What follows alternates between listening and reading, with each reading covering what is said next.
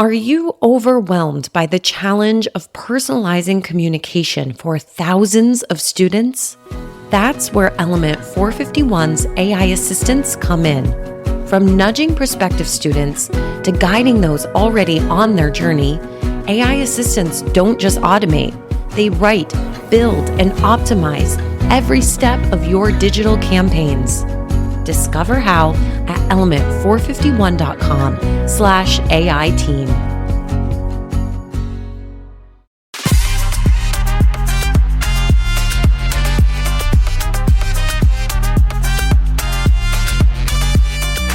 Welcome to Mastering the Next, a cutting-edge podcast that explores the future of graduate, online, and non-traditional education through the lens of AI and technology.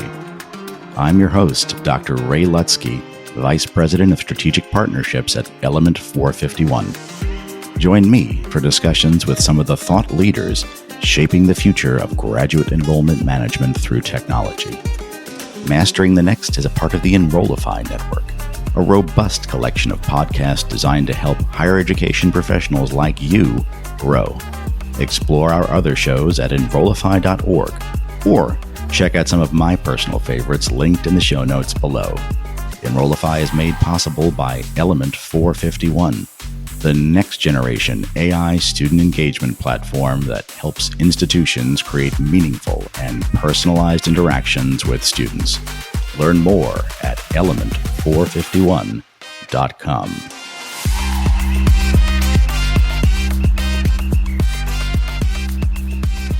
I'm excited to introduce our guest today, Sara Custer, Editor-in-Chief at Inside Higher Ed, to discuss the future of AI in transforming classroom engagement.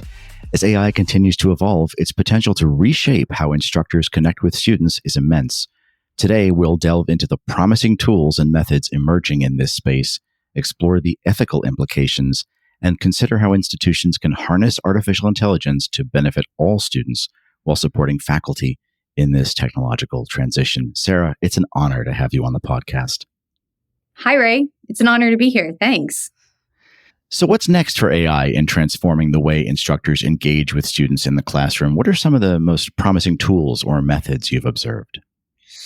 Well, first of all, I'd like to caveat everything that I'm saying here with the fact that I am not an AI expert. I am not an AI developer. I am merely a higher education journalist who is an observer of various things. So I'm just going to caveat that no one go and try to use anything that I'm saying as art, science, whatever.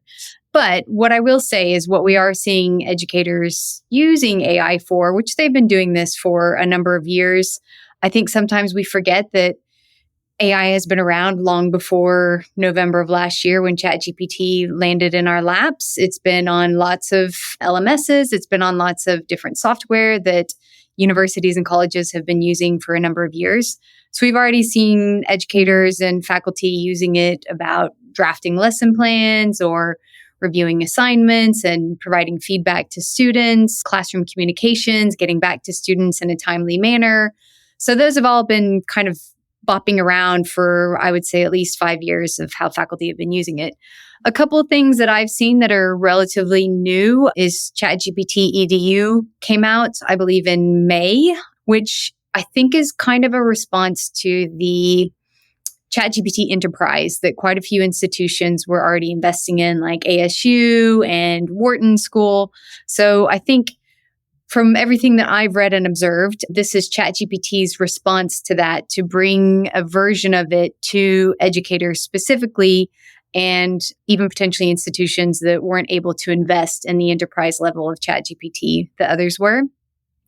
And the last thing I'll say that I think is pretty cool is we just wrote a story about a learning science team at the University of New Mexico that over the summer developed a program charging faculty or encouraging faculty to use AI to develop open education sources, and they paid them $1,000 to do it.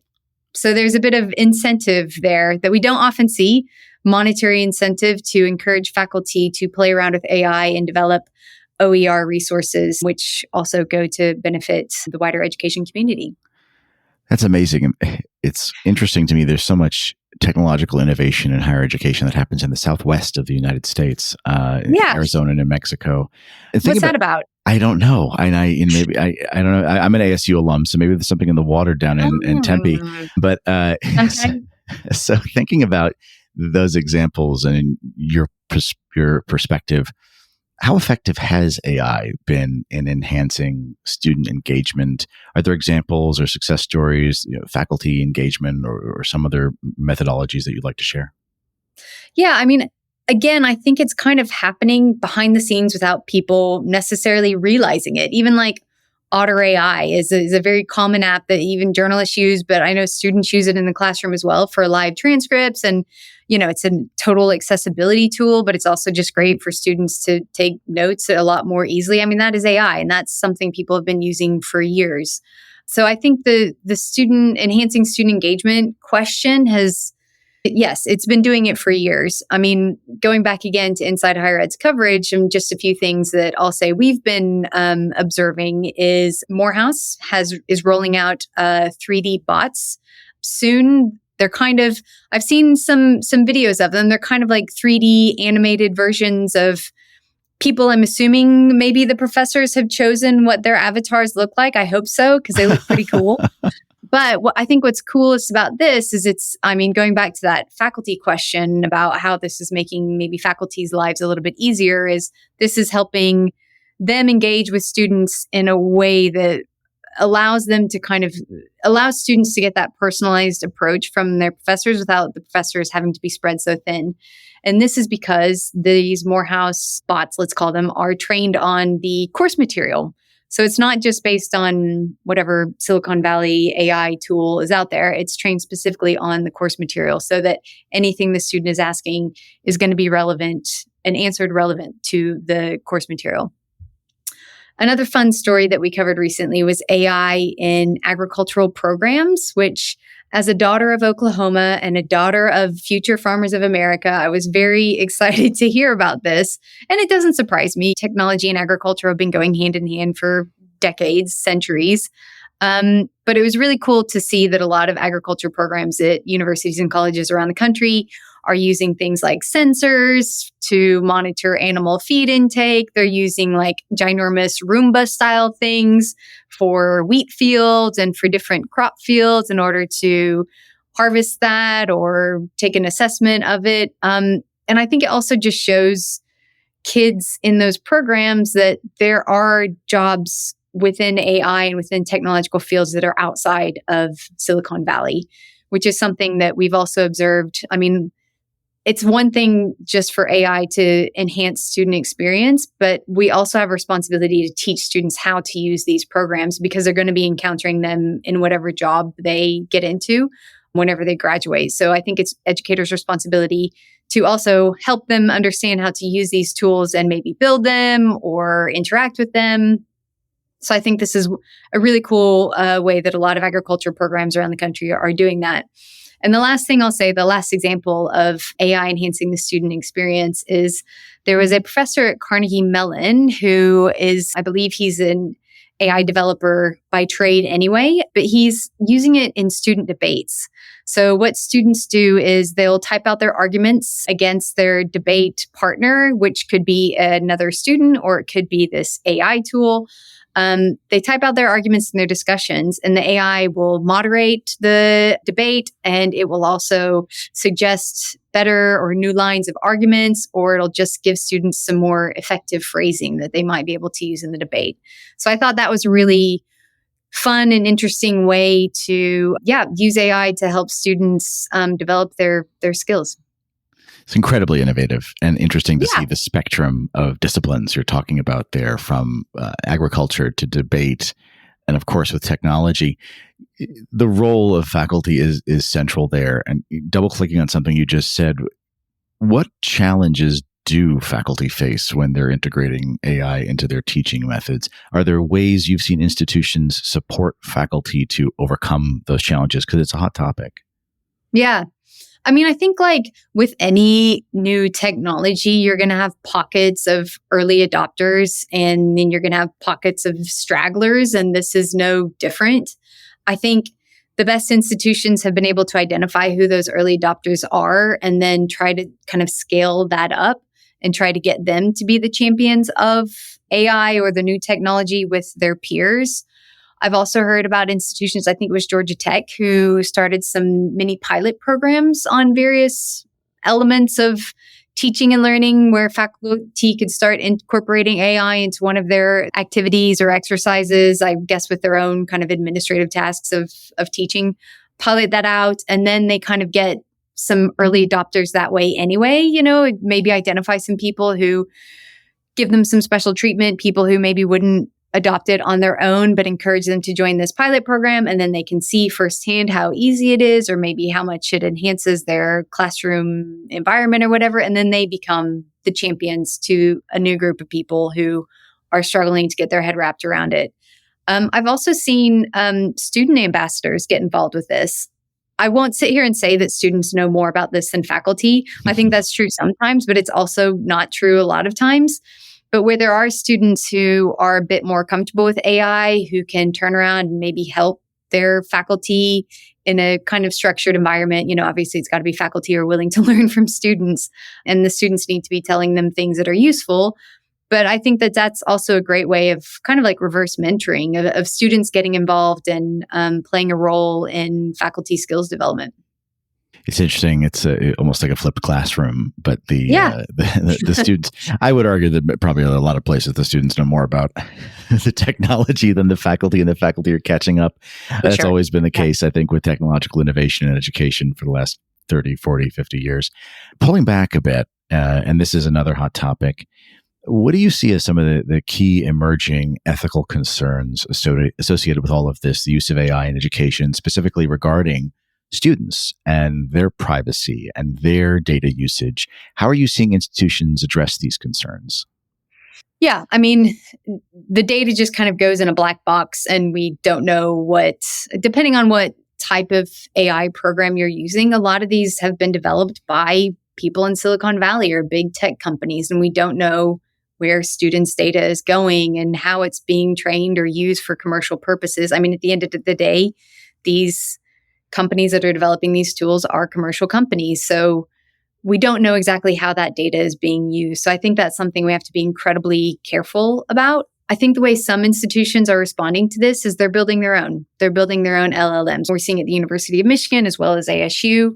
I think that's great. But where I think that also creates another risk beyond just student privacy and AI in general is that it creates a kind of haves and have-not situation with the schools who have the capability and maybe the money to invest in building their own LLMs versus the schools who don't. So does that mean their kids' data just kind of gets ripped off by Silicon Valley AI companies? And then they might maybe get information that is biased or skewed against them or something like that. So I think there's a massive equity question that still needs to be answered when we're talking about using AI within education.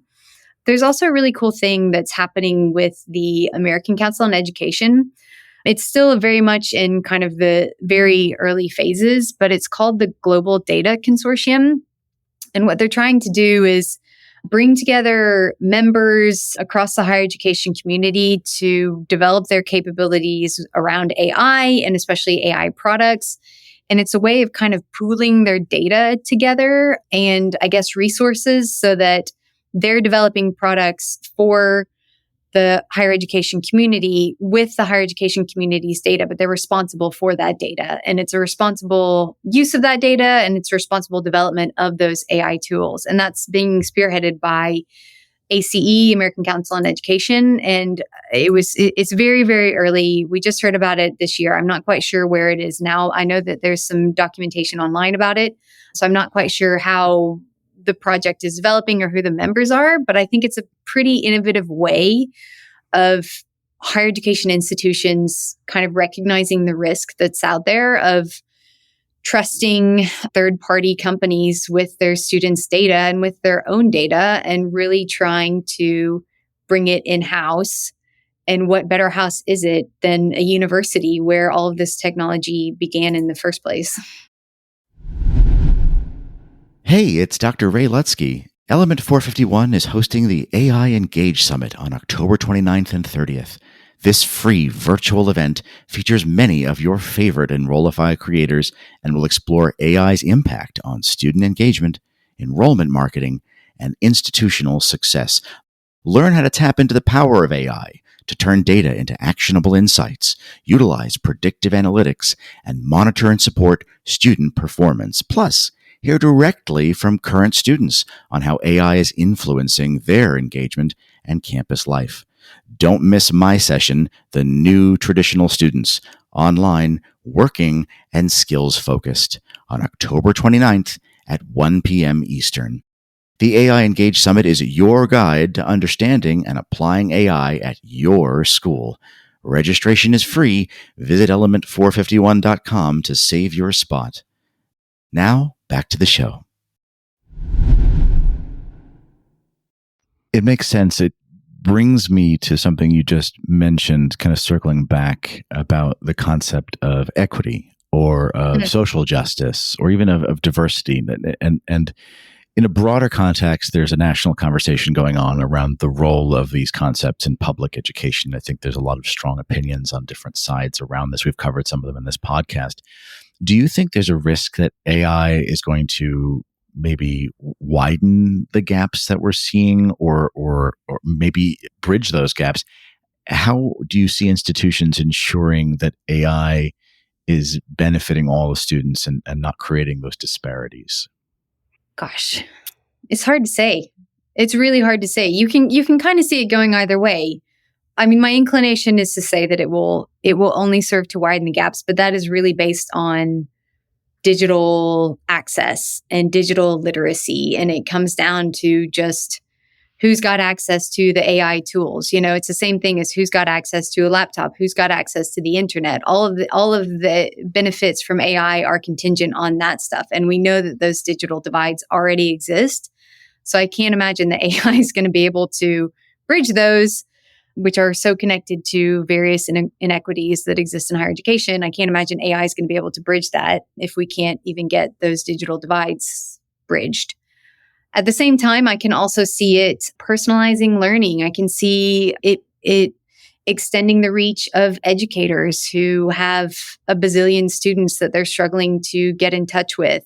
And if we know that the institutions that struggle the most with services for students tend to serve those underserved students. So if this means that they get a more in-depth response to a question that they've got or something that comes back in a timely manner, or it allows them to have a more asynchronous learning experience that allows them to fulfill their caring responsibilities or have a part-time job or something like that, then I can totally see how it could help level that playing field a little bit.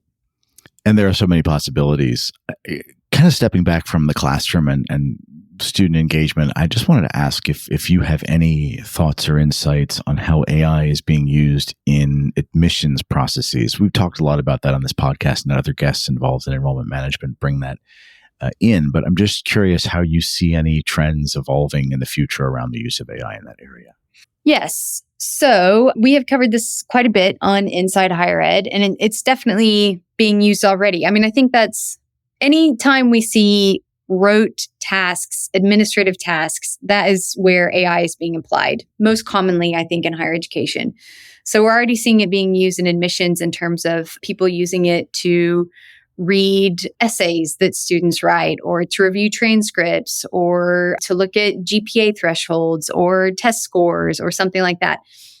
Everything that I've read about people using it so far is that they're keeping the human in the loop, which is a term that I am hearing a lot right now. Keeping the human in the loop means that, yes, AI will do these tasks, but as long as there's a human there to check the work, right? And to make sure that everything is as it should be and that there aren't any discrepancies in the outcome or hallucinations, or we don't want AIs deciding who gets into college or not. That's definitely not what's happening. But if it can help that admissions officer's life, if it can make that admissions officer's life just a little bit easier in weeding out some students who we know aren't meeting the thresholds for entry for this institution, then that's how they're using it.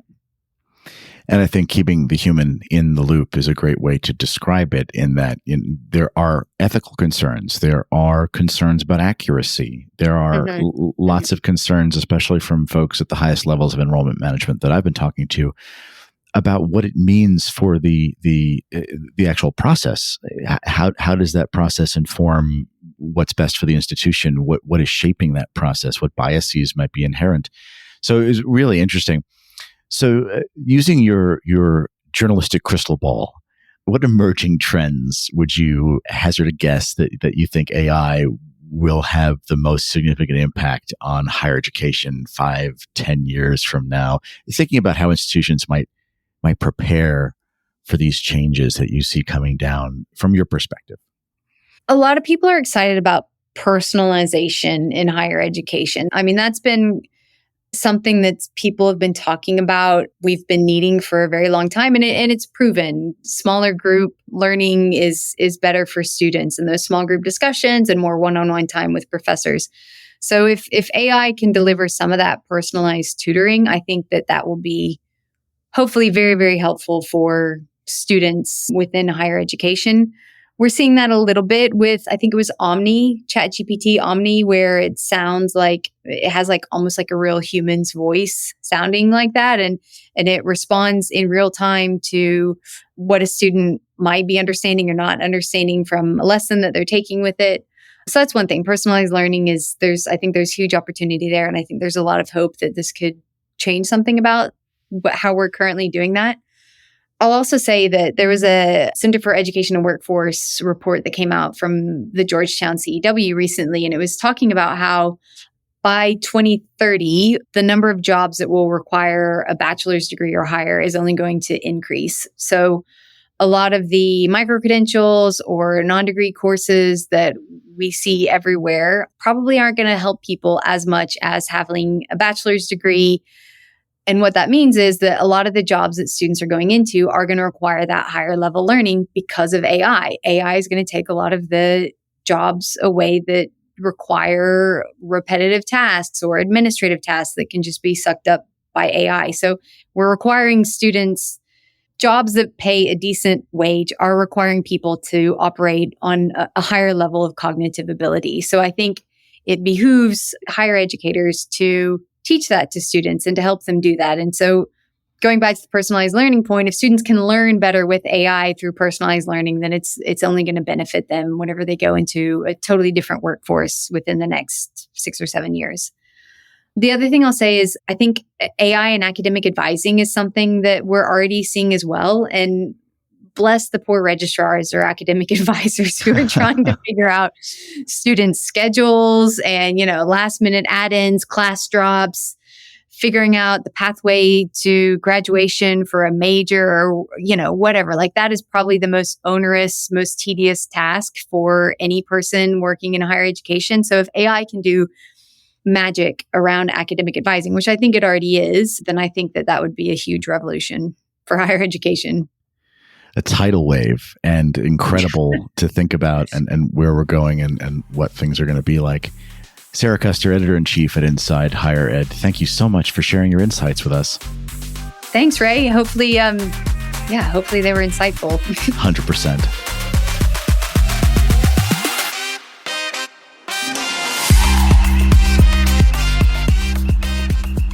The Mastering the Next podcast is a part of the Enrollify podcast network. If you like this podcast, chances are you'll like other Enrollify shows too. Our podcast network is growing by the month, and we've got a plethora of marketing, enrollment, and higher ed technology shows that are jam-packed with stories, ideas, and frameworks all designed to empower you to be a better higher ed professional. Our shows help higher ed marketers and admissions professionals find their next big idea and feature a selection of the industry's best as your hosts. Learn from Artis Cadieux, J.C. Bonilla, Mallory Wilsey, Brendan Henkel, Brian Gross, and so many other of your favorite leaders in higher ed.